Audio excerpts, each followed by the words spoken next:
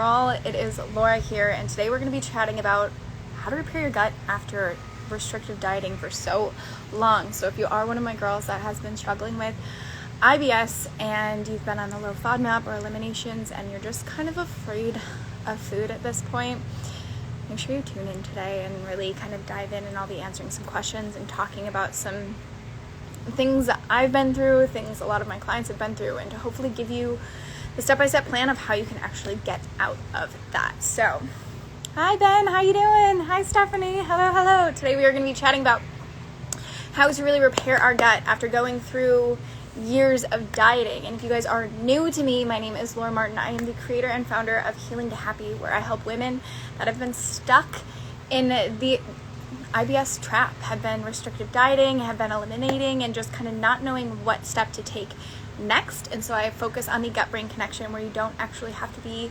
doing all of those protocols, because we get to the root issue, which is how you get back to eating, not even just normally, but eating optimally, because you learn about your body. And I know that after years of dieting, in hopes of healing my gut, I found myself trapped by every single diet protocol that was out there that really led to a disordered relationship with food that also ended up just ruining my relationship with myself. And that's why this one, I wanted to come outside and get like a nice little area and feel really at home to talk about it, because it's something that rings so true, and you'll be seeing content all the rest of this week related to this topic, so do keep an eye out to that. But if you are someone that's struggling, I did want to start out by saying, book in a call. I do have roadmap calls open right now, so you can head over to healingtohappy.com/roadmap call, and you and I can get together and kind of walk through this and really get through. So I have my notes over here to make sure we cover all the ins and outs. So at the root, if you don't know what IBS is irritable bowel syndrome, and you can either have constipation or diarrhea. And what a lot of people mistake this as is that it's a food issue. But at its core, it is a gut-brain disorder. And basically, after going through all the rules of all the kind of stuff, oh great, the podcast is out next week. So fun. Make sure you guys go check out Ben Downton and get a really good podcast interview we did a few weeks ago. So you can go catch out where I dive even more nerdy into this, and it's way more than 15 minutes, so it's awesome. Irritable bowel syndrome, gut-brain connection disorder, and a lot of us are pointing the finger at food. But what happens after you go through the whole protocol in a gut analysis and they stick things in weird places and you don't know really, and they just come out and basically, okay, so you don't have parasites, it's not candida, it's not like all this kind of stuff, so what is wrong with you? That's basically what they give you for IBS. And this is why so many of the women that by the time they've come to me, they've tried all the diets, they do all this kind of stuff, but they're at the point of like, maybe if I just eliminated something more, maybe if I cut out something more, and that it breaks my heart, because I was there. Like, I understand that frustration and confusion. Can you hear the lawnmowers in the back?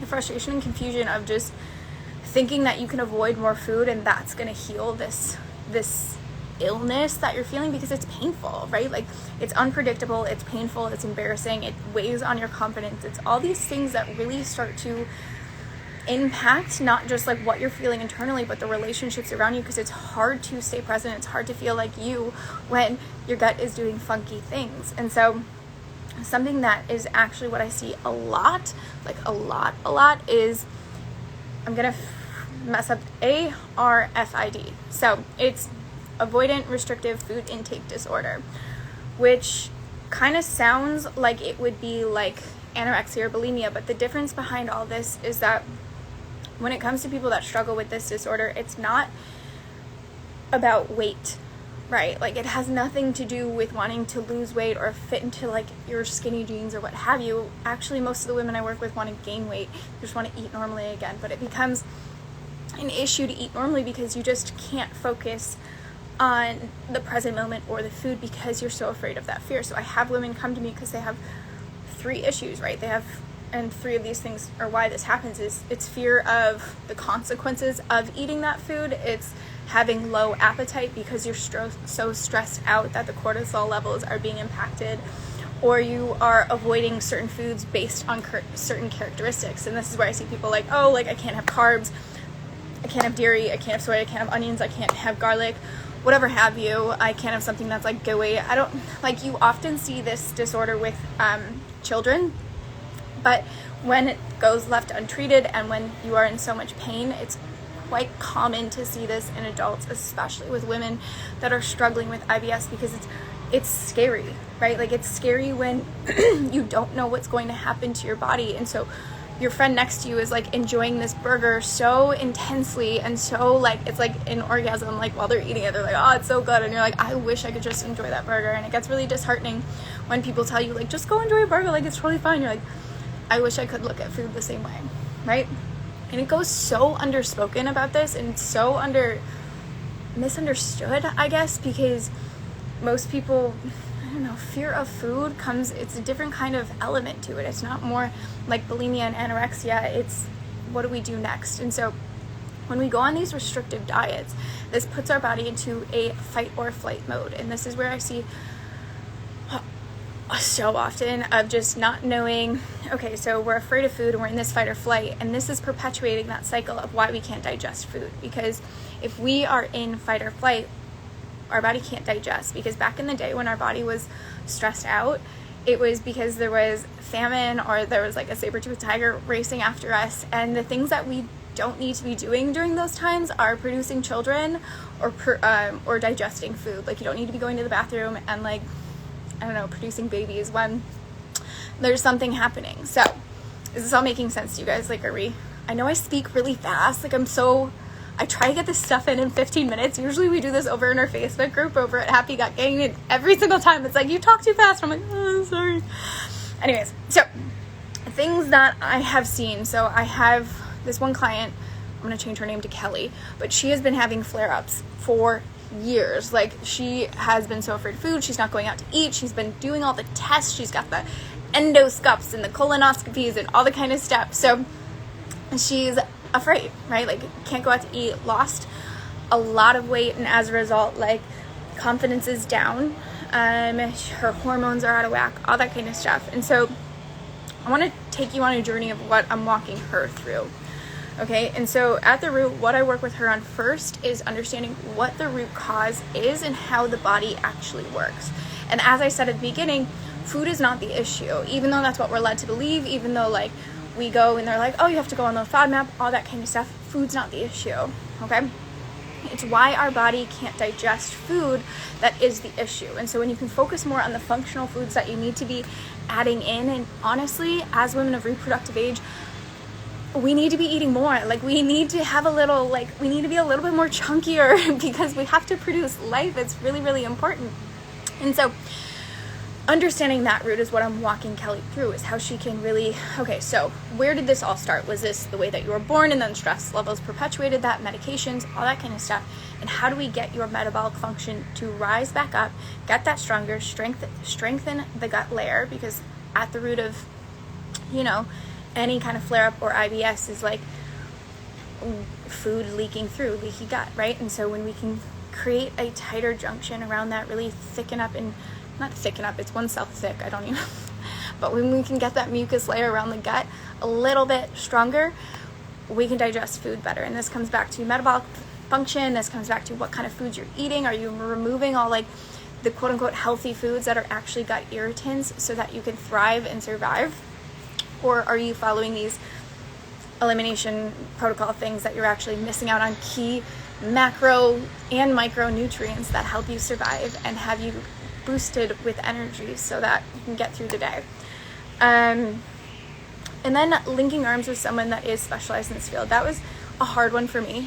Like, I wanted to think I was such a queen at this stuff. Like, I was in Bangkok known as like the gut queen and like all this kind of stuff. I didn't have it in me. Like, my ego was so strong to surrender and be like, I'm actually struggling, like, hard. Like, I can't look at food the same way. I can't go out to eat. Like, I was drinking smoothies before going and being like, oh, I ate before. And it's like, no, you had a smoothie. You did not eat before. You drank a smoothie because you were thirsty or something.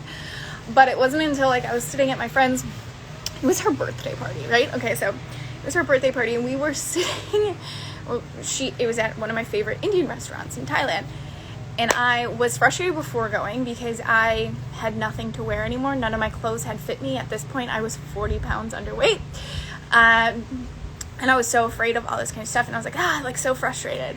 And so I go to this dinner, and I'm sitting there and I can like feel my friends' like eyes intensely on me, and I'm sitting there, everyone's like enjoying their food, normal people doing normal people things, and I'm sitting there and I'm like, oh, it's fine, like I had a smoothie, and like it wasn't until my friend came up to me after and she's like, do you even see what's going on? Like, do you not see that this is not okay? And we get it that like at first, okay, you did all that stuff, but it's been a few years now, it should probably be working. And that's kind of when it dawned on me that it wasn't even affecting me, because then I would go home and I would binge on like the healthy foods, and it just wasn't good for my health or my microbiome. And doing this whole binge, restrict, fasting, what have you kind of game was putting even more stress on my digestive system that it would not heal in and of itself, because that's not what happens, right? Hi everyone, I see you guys popping in here. But so I was putting way more stress on my digestive system and perpetuating the cycle of not healing, even though it was good intention, right? Like all these things were good intention, but it wasn't going anywhere if I looked at my life and I looked at the relationships and things that were going on. So I was suffering from this eating disorder that I didn't even have a word for it. Like, you know, when you're sitting there and you're thinking like, oh, I'm avoiding these foods, I can't eat here, I'm eating beforehand, I'm bringing this Tupperware, all this kind of stuff. So that is avoidant, I'm gonna mess this up, avoidant restrictive food intake disorder. Sorry, long words, they mess me up. So yeah, so what I work with Kelly on that is focusing on that root cause, just as I did, and then making sure that from linking arms with a professional, because someone that's specialized in this field, because yes, I had my team of therapists, I had my nutrition coaches, I had my professors, because I was still in school at this time, I had all these people to lean into, right? And it wasn't until I released the ego that I was like, you know what, like I surrender. I get that I know this stuff, but if it's not working, I can do this better. I can somehow do this better because I'm missing some key element. And that's like when you have to release that ego and just be like, help me and help me help you, right? And so when we fight for so long thinking that this journey has to be something separate from linking arms with other people, we think we're in it alone, we think we have to do it alone, that's when we're actually still trapped in it. And the sooner that we surrender that every single thing that's happening in this body and every single thing that is showing up, right? Like inflammation, when we have digestive issues, when we have depression, anxiety, these things that we write off as like illness and broken and what have you, it's actually a signal from our body that something is off. And when we can sit in that and grant that love and permission, like, okay, cool, like what is the signal that you're trying to teach me? How can I learn from this? That's when we actually start to make massive action moves that push the pendulum forward. And I'm not gonna lie, like this shit takes time. Like repairing damage and letting the body know that it's okay it's safe, it takes time, and it's hard to wrap our heads around that. Like we don't have to diet and we don't have to do these fancy supplement regimes, we just have to do the right things in the right orders at the right time so that we can get back to living optimally, not just cruising through life being like, oh, this is just me. Like I want to be living optimally. And if you're stuck in this trap of dieting, that's kind of hard, right? Like, don't you want to enjoy some tacos and some, I don't know, chicken wings? I'm obsessed with chicken wings right now. Okay, and so we talked about understanding root cause of how the body actually works and the function and metabolic function, all that kind of stuff. We're talking about linking arms, and so that you're not in it alone, and you never are, and don't think you are. Just release the kind of ego that thinks you that. Another one is balancing your blood sugar levels is very key. After going on low carb or cutting out major food groups for a long time, you're going to be really sensitive to certain foods. It's kind of not fun. And you're going to add things back in. It's going to flare you up. Specifically carbs, if you've been cutting it for a while, and it's going to take a while for your body to recalibrate back to it. And this is why you'll see all those keto fans like toting that horn and you're like, it's great. And I'm like, that's an adrenaline high. Call me in 5 years. Which they usually do. So when you're adding carbs back into your body, it's going to be this kind of stable. So you do want to make sure that you are adding quality fats. And I'm talking about like lard and the butter and animal fats and things like that, like things that your grandma used to eat. Get on that wagon. That's what you want to get in. And then adding these carbs back in too. Again, you want to do it slow. You don't just want to like jump in and go. Of course, like honestly though, I'm not gonna lie, a lot of the girlies that I work with, I'm like, you guys can eat carbs, and they're like, oh, and they go ham at first, and then you trust yourself and come back because You're like, oh wait, that was exciting, but I don't actually feel that good. But like, no shame in that game. That's just what we do. We're like, oh my God, I can have this food, and you go crazy with it. And then you come back and your body balances back. And that's what I see a big issue with like intuitive eating. A lot of people are like, oh, but what if I go and I never come back? And it's like, you will. If you know what it's like to feel good, or you have the intention of wanting to feel good, you'll come back around. And so balancing your blood sugar levels is key. And so this is where making sure you're adding carbs back in the right doses, making sure you're supporting your liver and your pancreas so you get the right bile production, all that kind of stuff. Don't worry, and Gut Recharge, like, walk you through all of that, because I know that sounds like a bit sciencey and stuff, but those are key organs that will help you balance back out. Making sure you are focusing on that gut-brain connection. So not just what you're eating, but like how you're eating. They're getting closer.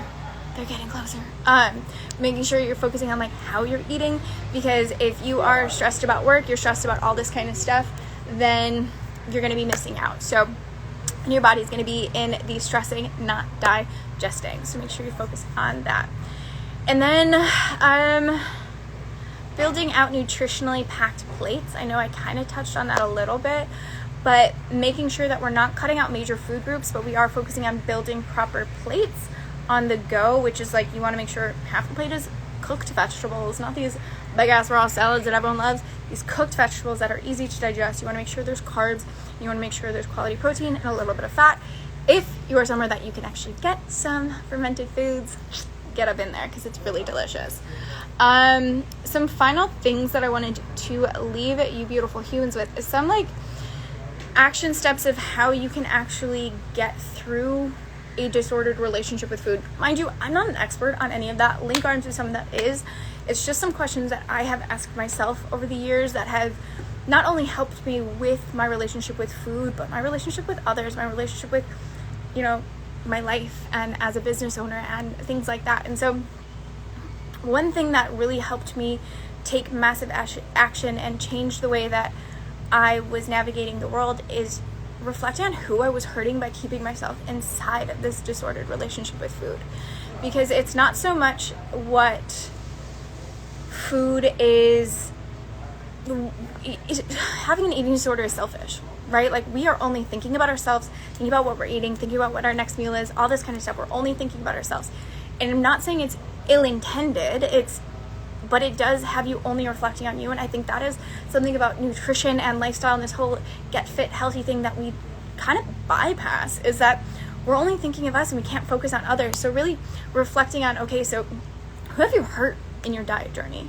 Who have you hurt? What have you been missing out on? Like for me, with the birthday parties or going out to dinners and like enjoying life when I was living in Asia. Like, don't get me wrong, at the end of it I did, but like in the beginning I was just so caught up in like living this perfect health lifestyle and avoiding any pain at all costs and all that stuff. And so reflecting and taking responsibility, right? Like, you're not at fault for being ill. You are not at fault for your body doing funky things or life circumstances or business going awry. Like, but you are responsible for how you are responding to it. So if you're sitting there and you can see, okay, I'm seeing who I've hurt in this, I'm seeing what I've missed, and write that out, feel that pain and see what's going on. Because if we go so quick that we're missing these key parts and we're like, oh, like it's fine, like I'm fine, but like, okay, but like, who beyond you? Because when you're in those elements, it's hard to really, at least for me, this is how it was. Like, it was hard for me to sit and be like, I respect myself enough that I'm going to remove myself from the situation, do X, Y, Z. But because of the people around me and the people that loved me and weren't giving up on me, I chose to make a better decision, right? I was like, okay, so like, I can't respect myself enough. I don't love myself enough yet, but the people around me love me so much that I'm going to make a little better decision. I'm going to link arms with someone. I'm going to get the help that I need. I'm going to surrender to the fact that what I'm doing right now is not okay with how much fear I have around a freaking banana. Like, when we start fearing actual food like that, you're missing key things. And so write down the words, write down your fears, journal that out, make them real. Like, say, I'm struggling, say I'm overwhelmed, say I don't have this. And then eliminate that vocabulary from your mindset, because things are going to suck, things are hard, things can be overwhelming, but that doesn't make it true. The more you say that to yourself, the harder it's going to be to come out of that, the harder it's going to be to make the right steps to move you forward. So journaling on that and really seeing like, okay, so these are the things I'm feeling. How can I up level the way that I'm speaking to myself of what this journey is going to be like? Like, this is an opportunity to learn about myself. This is another chance for me to learn something that's not only going to help me, but my future babies, my future husband, my future family. Like, these are things in my life that I'm going to shift, because what I'm doing right now is not okay, because I see the way it's affecting these other people. But what I want to do right now is take responsibility and ownership over this, and I want to change the small words that I'm saying. So instead of like, this is overwhelming, I can't do it, it's like, you know, I knew this was going to take time, and I'm going to find joy in this journey. I'm gonna figure out a way to enjoy it. And so moving and linking arms, linking with that kind of vocabulary really will start to shift everything. Not even with healing your gut, but with your relationship to food and life around you. Guys, my leg is falling asleep. Oh my goodness. The next one is getting your mood in the right place. Okay, so how you start your day and how you navigate through it is so key. If you're waking up, you're jumping out of bed, you're checking your phone, you're checking on the kids, you're doing all this stuff, and you haven't even checked in with you yet, of course you're going to be anxious, and you're going to try and control something, which is often our plate, and we're going to try and escape and do things in that way. And this is when you can, this is when you start your day, you check in with your mood of, okay, so what is something that is a quick win straight away in the morning? They're coming close, so I'm going to start and cut this quick. But checking in with your mood, set up your day for love, with the right people, with the right activities, making sure you're moving, making sure you're eating, making sure you're doing all that kind of stuff. Build out a plan. I hope you guys can still hear me. Building out a plan, right? Nothing changes if we don't have a plan. So if you don't like where you're at, you don't like the nutrition routine that you're on, make sure you're building out something that you can stick with. And this is how you find change and you get to that blueprint, to that elevated source that you want to be.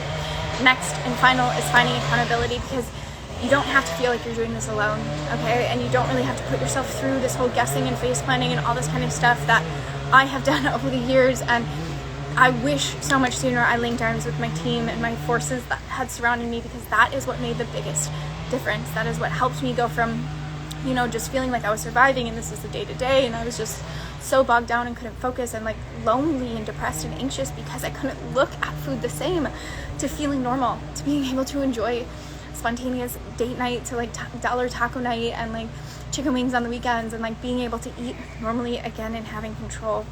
Getting accountable so that you can put these action steps in place to find sustainable relief, not just a quick fix, because if you're looking for a quick fix, those results are going to be quick and they're going to end quick. So if any of that resonated with you, please reach out. You can come hang out over at healingtohappy.com/Facebook. We have our Facebook group. And if you're ready for that one-on-one support, I do have 2 spots open for spring for my Gut Accelerator Program, which is this beautiful 8-week container of you and me jumping together, walking hand in hand, and make sure that you heal your IBS for good this spring with actual steps and getting to that root cause. So sorry for the background noise, sorry for going over 15 minutes, but that was great, and I am sending you guys lots and lots of love. Happy healings.